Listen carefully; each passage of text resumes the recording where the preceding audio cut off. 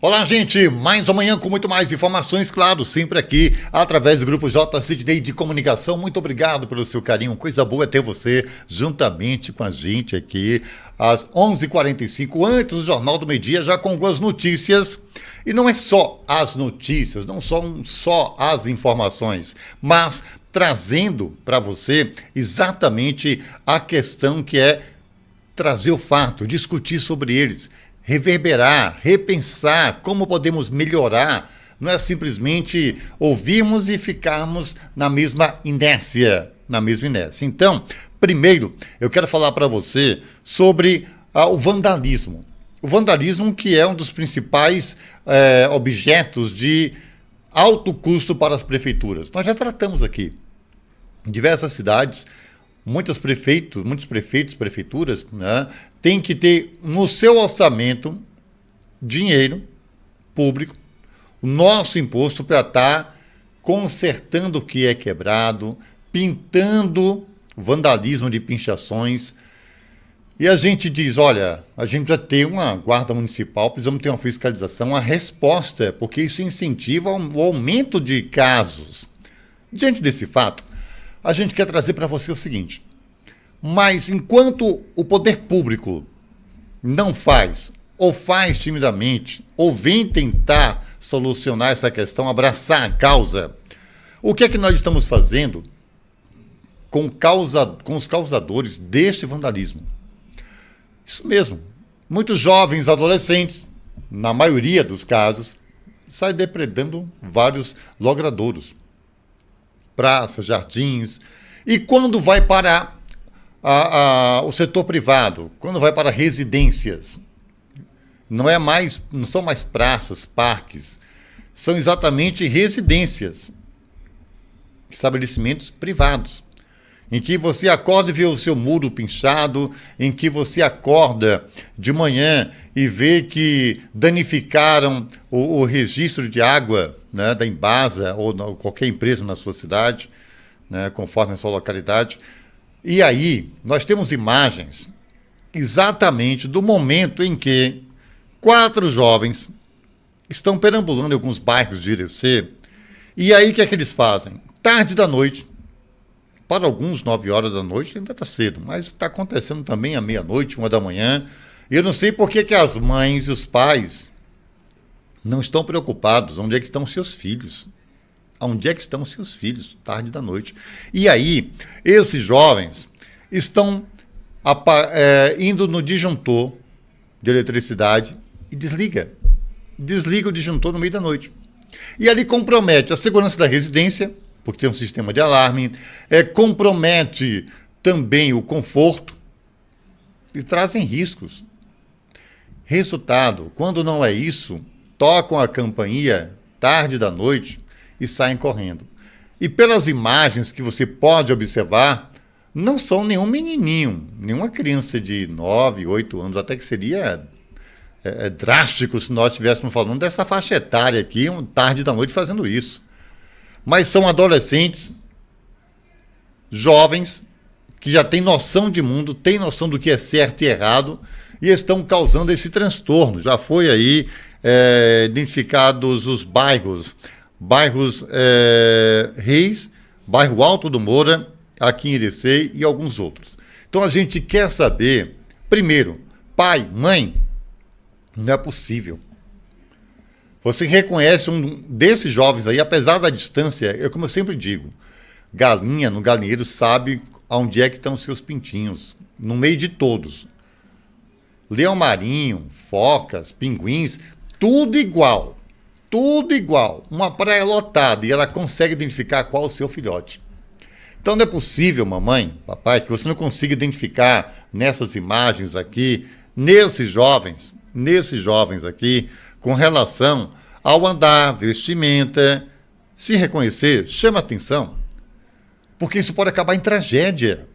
Um dono da casa, pensando que é assalto, se ele tiver porte de arma e resolver atirar, achando que estão invadindo a sua residência, e você perde um filho, já pensou? Isso não é raro de acontecer. Olha, daqui a pouquinho tem um Jornal do Meio-Dia aqui na sua Líder FM com J. Sidney e toda a equipe. Você já sabe, você pode continuar assistindo aqui pelo nosso YouTube, reclamando, denunciando, participando aqui também, exatamente dos comentários. Fique à vontade. Nos siga também no nosso Instagram, @GSantanaFM, tá bom? Encontro marcado. Olha, a mulher estuprada que realizar aborto pode ter pena maior do que o estuprador. Prevê um projeto na Câmara. É um assunto delicado? É. É um assunto um tanto espinhoso, que mexe com a cultura, mexe com a religião, mexe com muitos alicerces. Agora, a gente tem que encarar a realidade. A gente tem que encarar a realidade. Se colocar sobre todos os ângulos, todos os pontos. Então, um projeto de lei que equipara o aborto após a 22ª semana de gestação ao crime de homicídio, de autoria do deputado Sóstenes Cavalcante, do PL, da bancada evangélica, prevê que a pena para a mulher que fizer um procedimento hoje protegido por lei seja dura no que a prevista para o homem que a estuprou. Preste bem atenção. Caso a lei seja aprovada, o aborto seria equiparado ao homicídio simples do artigo 121 do Código Penal. A pena, nesse caso, varia entre 6 e 20 anos de prisão. No caso de estupro citado no artigo 213 do Código Penal, a pena mínima é de 6 anos, quando a vítima é adulta, mas pode chegar a 10 anos. Caso a vítima seja menor de idade, a pena mínima sobe para 8 anos e a máxima para 12 anos. Então, longe da gente tratar aqui sobre religião, longe daqui de tratar de conceitos pessoais, mas vamos tratar do ato, fato e consequência. Ato, fato e consequência. O ato é que existe o estuprador. Hoje ainda falamos aqui em que uma garota de 12 anos, ela estava indo para a escola, foi abordada por um estuprador, estuprada e morta. Morta. Um outro caso de uma garota de 13 anos, que também ia para a escola. Ela foi abordada, colocada num carro e estuprada, com um grau de violência altíssimo. Ficou grávida. 12 anos, 12 para 13 anos. E aí, eu não vejo ninguém falar em dar um suporte para essa criança de 12 anos. Eu não vejo o Estado dizer, em caso de mulheres estupradas, vamos dar aqui uma pensão vitalícia, porque a criança não teve culpa. Alguém pensa nisso? Ah, mas a gente não pode, mas poder fazer com que a criança pague as consequências pelo ato que ela não tem culpa sendo vítima, ninguém pensa. Já pensou um projeto desse? Uma pensão vitalícia, foi estuprada, menor de idade, além de todo o apoio psicológico e estrutural, economicamente ela vai ter uma pensão vitalícia. Ela vai receber mais que um salário a partir daquele momento até o final da sua vida, porque ela é vítima do Estado. Alguém já pensou nisso? E aí vem o fato de que muitas mães, se é que podemos chamar de catalogar de mães, elas prostituem suas filhas. Elas prostituem as suas filhas. Uma dessas filhas, forçadas a se prostituir pela própria família, engravida. E aí, a criança, mais uma vez vítima, colocando a sua vida em risco, porque não tem idade para suportar um processo de gravidez. Pode morrer ela e pode morrer a criança, e ninguém não está nem aí. Agora, não, porque não podemos, nem estou defendendo, não podemos aqui defender o aborto porque estamos tirando uma vida. Mas só que tem gente que defende a pena de morte. Aí eu não consigo entender. Eu sou contra o aborto, que é uma pena de morte para uma criança. Mas eu sou a favor da pena de morte para um adulto. Você sabe a possibilidade do filho de uma criança estuprada, pobre, se tornar um criminoso? Você consegue entender a realidade das coisas? Qual a possibilidade de uma garota de 11, 12 anos, que mora numa favela, num bairro bem pobre, carente, com deficiência alimentar, com todo tipo de dificuldade, que nasce em uma estrutura familiar inexistente, e essa criança tem uma grande possibilidade de entrar na marginalidade por todas as oportunidades que lhe são tiradas. E eu não vou aqui trazer esse mundo fantasioso. Ah, mas aí ela pode lutar contra todas as dificuldades, ela pode vencer, ela pode superar sem apoio do Estado, sem a presença do Estado. É muito romantizado isso. É muito romantizado. Então a gente tem que discutir sobre esse tema, sim. É um assunto importante que a sociedade deve tomar à frente, porque, infelizmente, é uma atitude criminosa. É uma atitude criminosa. E não se adequar, não se colocar no papel da mulher, no papel da vítima de estupro, é muito fácil. Quando você não passa por aquele problema, quando você não passa por essa situação, quando você não enfrenta as consequências, quando você não enfrenta todas as dificuldades elencadas, aí é muito fácil opinar sobre a vida dos outros. Então a gente tem que rever alguns conceitos, ou pelo menos se aprofundar para poder defender o que você pensa. Você tem que se aprofundar. Falar por falar e pegando as informações de maneira rasteira, fica muito fácil. Fica muito fácil. E às vezes a gente até se arrepende mais na frente de ter emitido opiniões sem com um conhecimento mais amplo e aprofundado. Ora, daqui a pouquinho tem para você o nosso Jornal do Meio-Dia com J. Sidney e toda a sua equipe, você participando, interagindo com a gente, como sempre, através do WhatsApp 999980504, como também no 99211-1037. Agora sim, 99211-1037. Também aqui nos recados, no espaço do nosso YouTube. Olha, outra notícia, vamos aqui para a cidade de Irecê. Infelizmente, vem acontecendo em curto espaço de tempo acidentes de trânsito envolvendo pedestres ou ciclistas. E nós tivemos um acidente registrado nesta semana, ali, mais um, na Praça do Feijão. Nós estamos vivenciando o período junino, mês de junho, de uma grande intensidade de veículos trafegando no centro da cidade. Mesmo antes do período junino, nós já enfrentamos uma cidade que ainda não está preparada para o aumento de veículos que vem crescendo em nossa cidade. Os próprios moradores aqui da nossa região, os próprios habitantes da nossa região adquirindo os novos veículos, o trânsito está ficando cada vez mais congestionado, está ficando mais complicado. E aí? Quando nós ainda colocamos a chegada de turistas, de pessoas de fora para o período junino em nosso São João, aí o trânsito fica o verdadeiro caos. Uma grande quantidade de pedestres, uma grande quantidade de motos, carros, e aí o trânsito fica mais perigoso.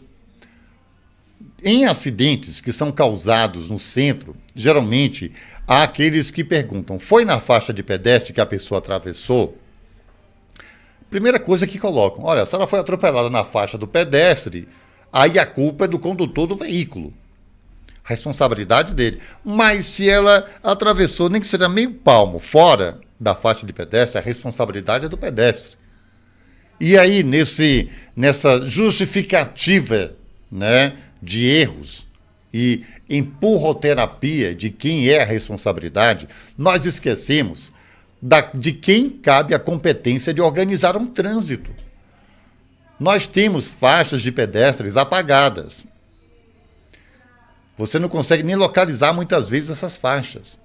Não existe um guarda de trânsito que possa organizar, orientar, muitas vezes, em que o motorista tenta uma ultrapassagem devida, utiliza-se do excesso de velocidade em uma via urbana.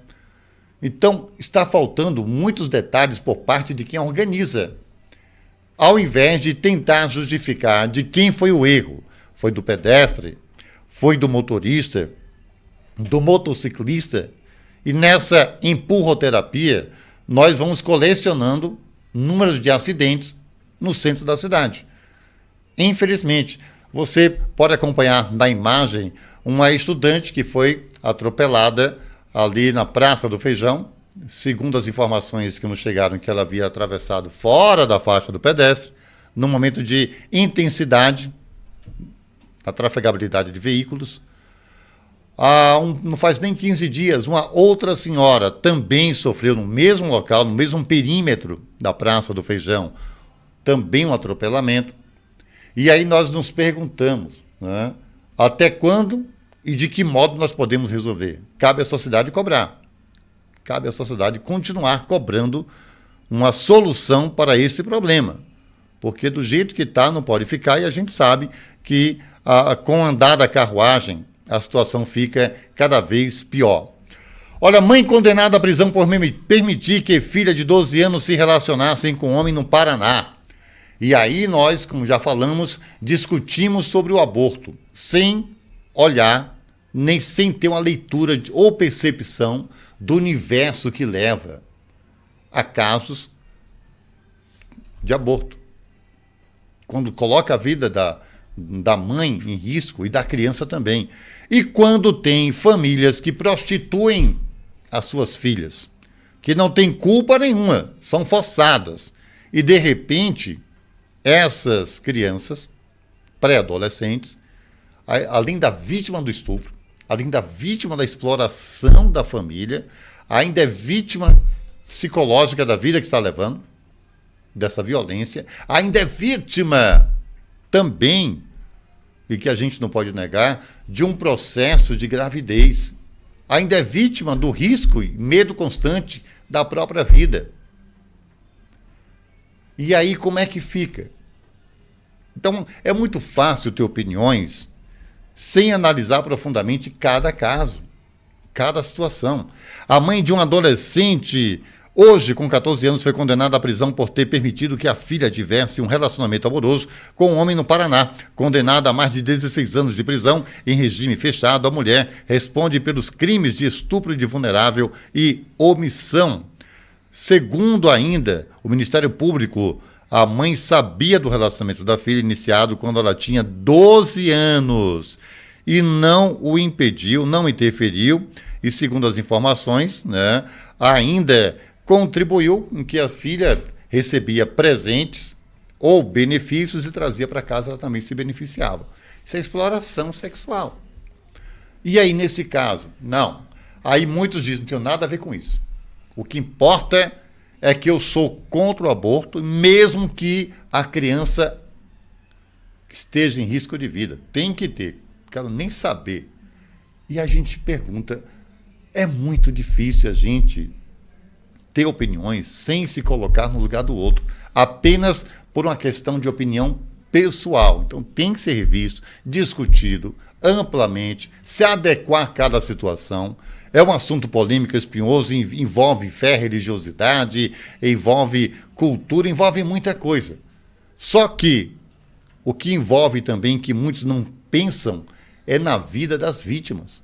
Porque a criança, caso ela não coloque a vida da mãe em risco e venha a nascer, uma maioria dos casos, como já citei, são crianças de periferia, bairro pobre, com dificuldade alimentar, são crianças que não têm oportunidade de emprego, são crianças que vão parar de estudar, crianças mães que vão gerar futuros adultos com portas fechadas na sociedade, porque não tem nenhuma estrutura para essas crianças se tornarem bem-sucedidos, trabalhadores, empresários. Não me venham com esse tipo de situação, dizer assim, vamos romantizar a situação. Não dá para romantizar. A realidade é essa. A partir de agora, então, você fica com o nosso Jornal do Meio-Dia. Muito obrigado pela sua atenção. A gente volta amanhã às 11h45.